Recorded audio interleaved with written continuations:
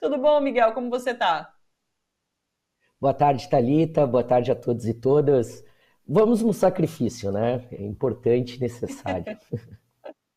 Pela notícia, pela informação, é isso aí. Miguel, começa contando pra gente como estão os bastidores, né, da campanha de Bolsonaro e o próprio governo, porque as notícias que a gente vê rolando é de que há um desânimo muito grande por conta do impacto dessas últimas notícias, né? Então, foi a prisão de Milton Ribeiro na semana passada, essa semana teve a CPI do MEC sendo protocolada e agora essas denúncias de assédio em relação ao presidente da Caixa com a demissão dele, né? Como isso tudo impacta, principalmente na campanha de Bolsonaro? Thalita, tem três elementos que essas notícias da Caixa Econômica nos ajudam a pensar, né? O mais sombrio, nebuloso, é como a gente está tendo denúncias e ataques ao governo Bolsonaro de muito próximo, né? O Milton Ribeiro foi um ministro que o Bolsonaro lutou para não demitir. Agora, o Pedro Guimarães também era muito próximo, né? O Bolsonaro costumava chamar ele de PG2, né? Uma referência, Paulo Guedes 2, foi cotado para ser ministro da Economia várias vezes, inclusive. Então, primeiro chama atenção esses movimentos muito próximos ao centro de governo, e talvez a gente tenha aí, como a gente já tinha especulado na semana passada, né? Também de parte do Estado uma lavação de roupa suja, vamos dizer assim, né? Acertos de contas, outros setores que ajudaram a eleger Bolsonaro e que talvez estejam se descolando dele nesse momento. Segundo fator que eu já mencionei, sentimentalmente, no coração do Bolsonaro, ele está muito atacado com essa demissão. Ele lutou também para não demitir Pedro Guimarães, é uma pessoa que tinha muita estima, fazia parte do círculo pessoal dele, né? Como eu disse, foi cotado para ser ministro da Fazenda, inclusive, né? Então, era alguém que gozava de muito prestígio no círculo mais íntimo do presidente, e ele ficou muito contrariado e só provocou a demissão assim, realmente pressionado pelo seu círculo de assessores mais próximos. E aí eu chego na questão que você colocou, na ala, vamos dizer assim, política profissional do bolsonarismo, no centrão, a gente já vinha comentando aqui que havia um clima de desesperança, de desespero até, né? Eu usei na outra semana, em função do não crescimento nas eleições. Mas agora a gente está pressentindo uma espécie do centrão joalha. Por quê?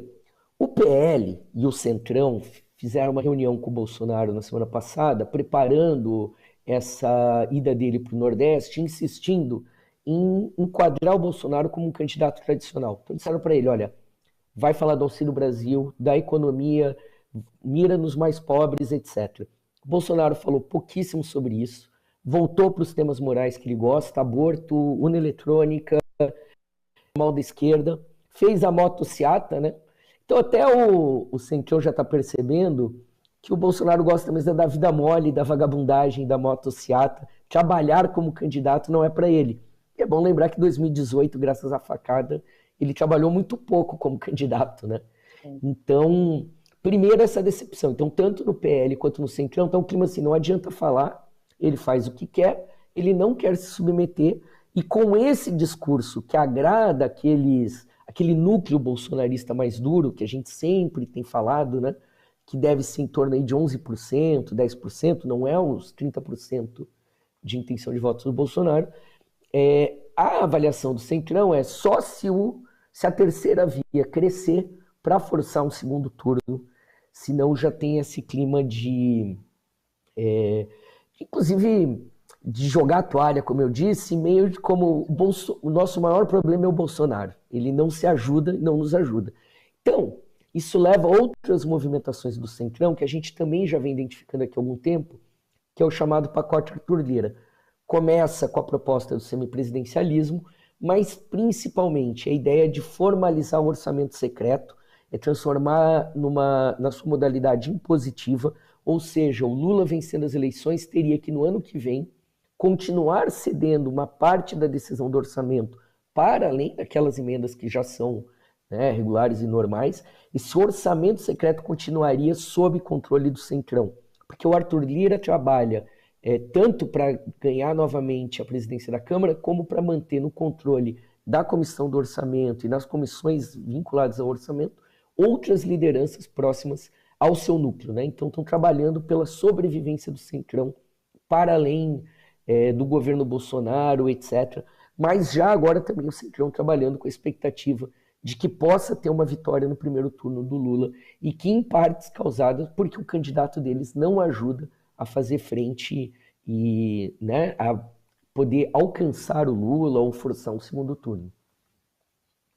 Ô Miguel, qual você acha que é o impacto dessas notícias em dois setores do eleitorado de Bolsonaro? Semana passada a gente falava sobre essa questão dos pastores envolvidos em corrupção, o próprio Milton Ribeiro, e como isso seria trazido pelo Datafolha em relação ao apoio de evangélicos a Bolsonaro. Eu achei que o impacto não foi muito grande. Já vi quem diga também, analistas nossos aqui, que é para esperar, né? A própria CPI do MEC pode fazer com que esse voto do evangélico derreta ali para Bolsonaro. E num segundo momento, é esse setor das mulheres, né? Há quem diga também que essas questões de assédio que apareceram em relação à Caixa Econômica, ao presidente da Caixa Econômica, não vão ter impacto na seguidora fiel de Bolsonaro, né? Como que você vê esses dois setores frente à candidatura Bolsonaro e esses escândalos? Olha, Thalita, o voto evangélico, a gente precisa desmistificar ele, né? Porque a comunidade evangélica é uma comunidade gigantesca, né? E é uma comunidade que tem suas várias ramificações. Então a gente não pode colocar um pastor Silas Malafaia no mesma balança que um pastor Henrique Vieira, por exemplo, né? A gente não pode colocar uma igreja que distorce, enfim, que tem uma aparência de empresa com igrejas legítimas, né, sejam elas neopentecostais ou não, que estão enraizadas nas comunidades, etc. O que o conjunto histórico das pesquisas tem demonstrado, e o Vox Populi fez essa síntese no começo do ano, é que o eleitor evangélico, em geral, ele acompanha o voto da população. Então tem 30% que vota em Bolsonaro entre os evangélicos, tem 30% que vota no Lula e assim seguidamente, etc. Né? O que é evidente é que dentro dos donos das grandes igrejas, Universal, sei lá, Intergaláctica, né? Silas Malafaia, etc., há uma grande, há uma adesão, há um total comprometimento com a campanha de Jair Bolsonaro. Agora, justamente a estratégia que o PT tem adotado para dialogar com o evangélico é ir direto para a base. É o chamado trabalho formiguinha e dialogar direto com o fiel ou com os pastores locais, né? Deixando essa intermediação com os grandes pastores. Então, eu acho que, de fato, o que tem mobilizado essa base evangélica a se descolar do Bolsonaro, mais do que esses escândalos, concordo com a sua leitura de que elas vão ser graduais, né? É o tema da desumanização, né? O fato da insensibilidade de Jair Bolsonaro, a gente viu isso permanentemente no caso da Covid, viu de novo agora nos assassinatos do Dom Philips e do Bruno, né? Então é uma constante, é isso que acaba, essa natureza bárbara do fascismo é que acaba afastando o bolsonarismo dos evangélicos. E com as mulheres também, é um setor muito identificado assim, com renda acima de 5 salários mínimos, mais de 50 anos, etc. Desde 2018, as mulheres são a trincheira de barrar, né? Basta a gente lembrar do Ele Não, do avanço do bolsonarismo, enfim. Então, certamente essa situação na Caixa não ajuda em nada em avançar, em que o Bolsonaro possa disputar votos no setor feminino, né? E no setor mais pobre também já está bem consolidado, é um dos setores. Os trabalhadores mais pobres em geral e as mulheres são setores que estão praticamente consolidados na sua opção de voto, né? E é uma das grandes decepções também do Centrão que a Michelle Bolsonaro se recusou a participar da campanha, era a opção que eles tinham para tentar dialogar com esse público feminino. E agora eles não têm nenhuma opção nisso, né? Então, são setores que os evangélicos a gente tem que permanecer observando atento, mas eu diria que no público feminino as mulheres já fizeram essa opção há mais de 4 anos. Por que a Michelle se recusou? Você tem algum palpite?